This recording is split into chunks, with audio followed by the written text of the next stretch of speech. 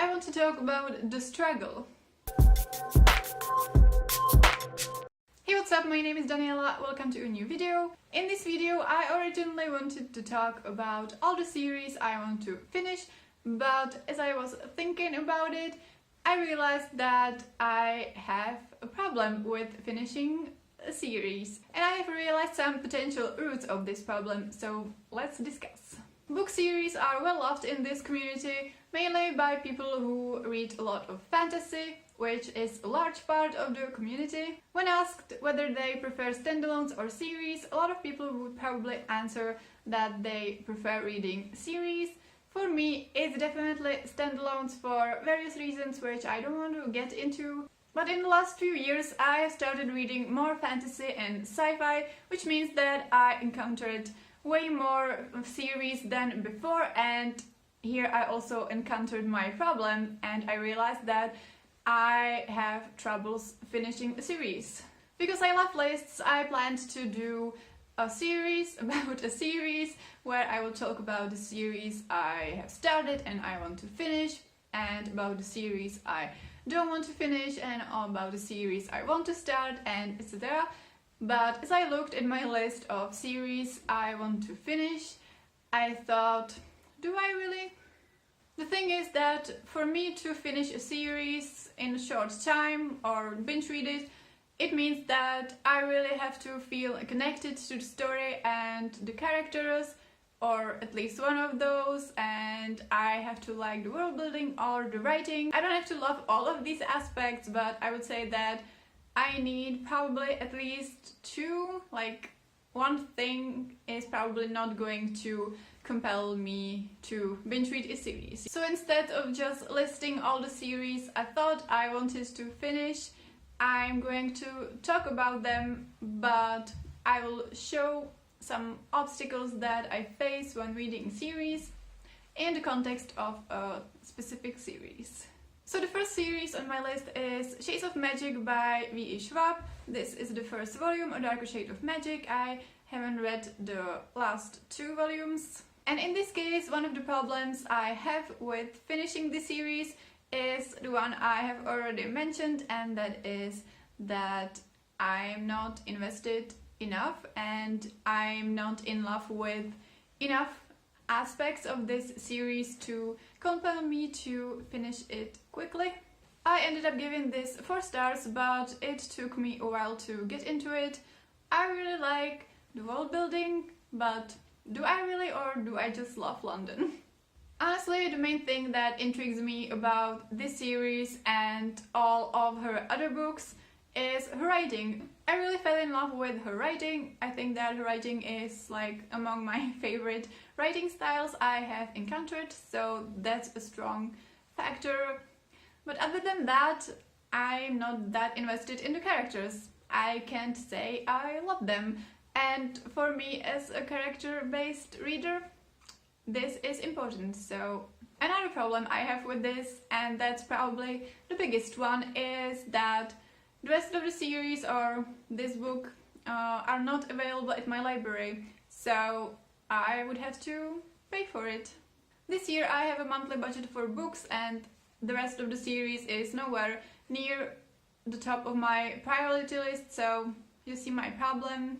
And while I'm talking about this book, I'm also going to mention another point in the discussion because it actually applies here too, and that is the whole mechanics or timeline of reading a series. The way it goes with me is that if I don't binge read the series, I usually read the first volume, and if I like it, I'm like, yeah, I'm really interested in picking up the next volumes. And time goes by and I forget a lot of things because I don't retain that much information from the beginning. Like, as soon as I'm finished with the book, I'm done, and often I don't even remember the ending like a few weeks after that. Like, the ending is probably the thing that I forget the first, if it's like not really iconic, or I forget a lot of details from the ending and the whole book. The thing I remember the most is probably like the feeling I had from the book, but plot details, forget about it.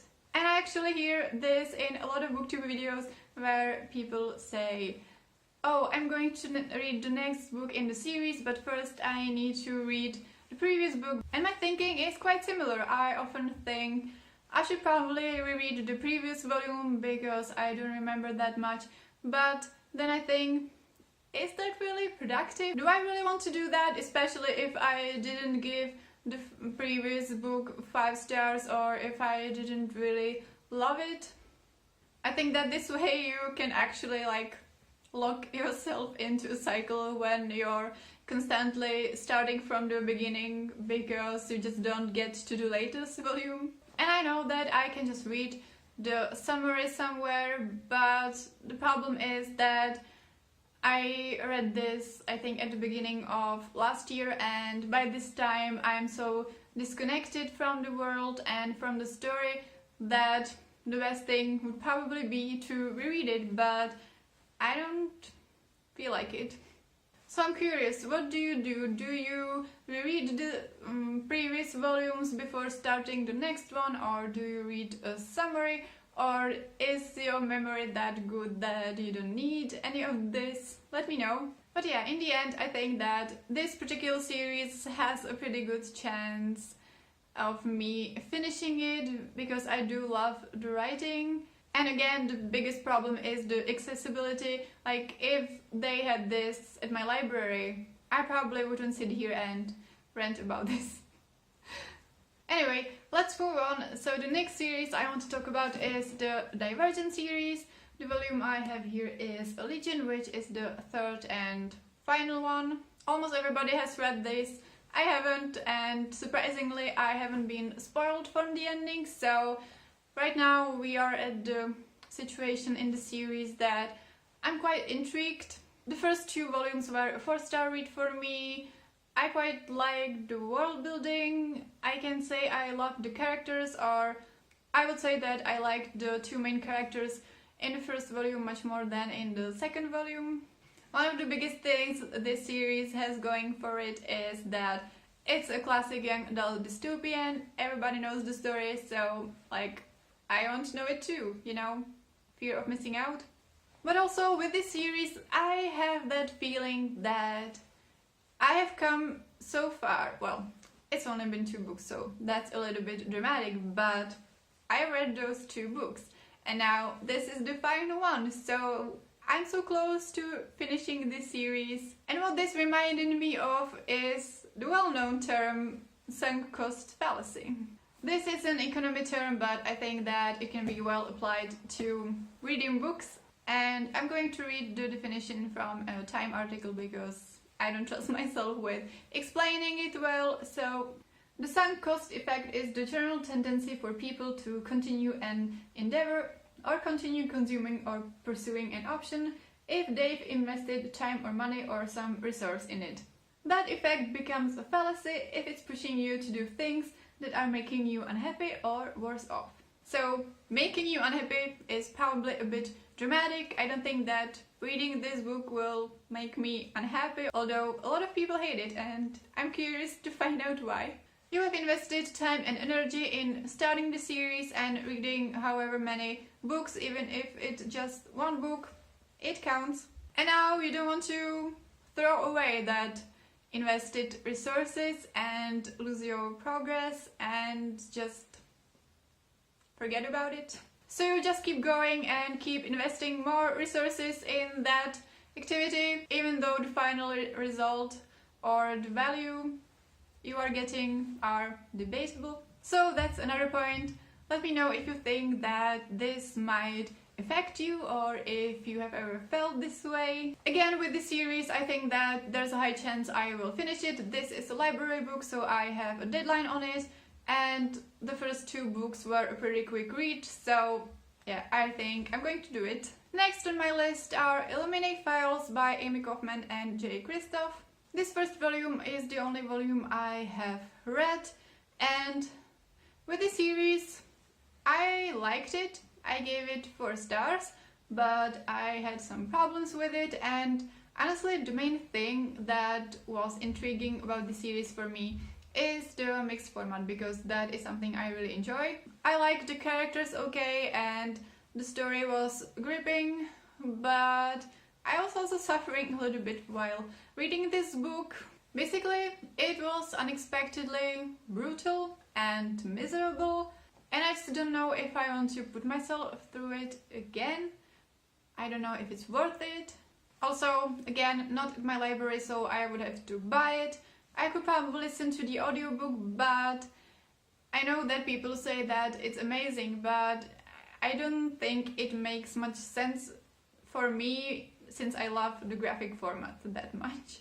To be honest, I would be almost ready to unhold this because I don't know. But I probably won't, because it's beautiful and there's the possibility that I might read the next volumes someday. I don't know, I'm quite conflicted about this one. Another series I want to talk about is An Ember in the Ashes series. This is a young adult fantasy series that a few people that I love on BookTube love, so I decided to give it a try. I quite enjoyed it. I gave it 4 stars, and the thing is that the rest of the series is actually at my library, so I can borrow it and read it just like that. Isn't it great? Probably not when you're living in the US or UK, but for me it's really great. Which brings me to another point, or to a previous point from a different angle, and that is how much the accessibility influences my decision. Am I interested in finishing the series just because it's readily available at my library, which is not the standard I'm used to? Or in the case of the other series that are not at my library, what does it say about my interest in the series that I'm reluctant to pay for the books when they are not at the library? The thing with An Ember in the Ashes series is that several months have passed since I read the first volume, and while I enjoyed it, by this time I'm not that invested in the story, and I didn't love it. I gave it 4 stars. And actually today I came across a review of this book by Theresa from Ivy Muse, and she gave the book 4 stars as well, but in her review pointed out so many things that, for one, were funny, and also I thought that they were kind of true. And again, I'm not sure if it's worth it to put myself through 2 more volumes, considering the brutality and stuff like that, but it's sitting right there at the library, so that speaks in its favor. And now for something completely different, they are also contemporary series. There aren't that many of them.